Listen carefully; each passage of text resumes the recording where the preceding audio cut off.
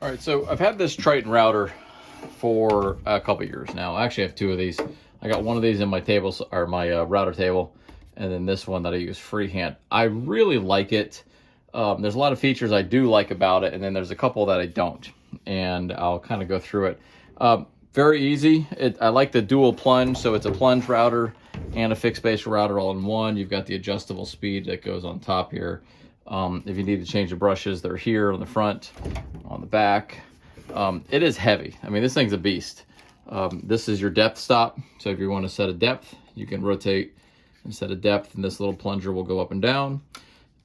You do have a lockout, so when you do set it to change the bit mode, this locks out and will not let you open right there. So I do like that. So obviously now it's not, but if I were to compress this all the way down, that switch I could not open it like that. So I do like that feature. A couple things I don't like about it. It is very top heavy.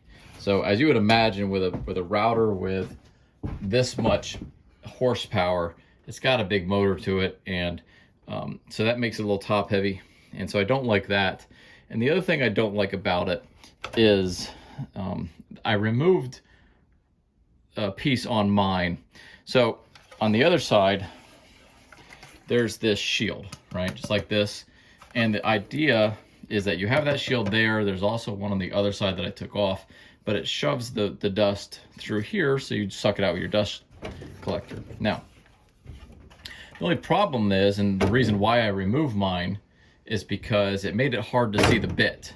It made it hard to see your line if you were doing something like a profile or cutting out a bow tie. So I don't like that, so I took it off. It's not on this one.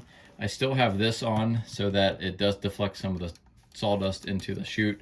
But I took it off so I could use it freehand.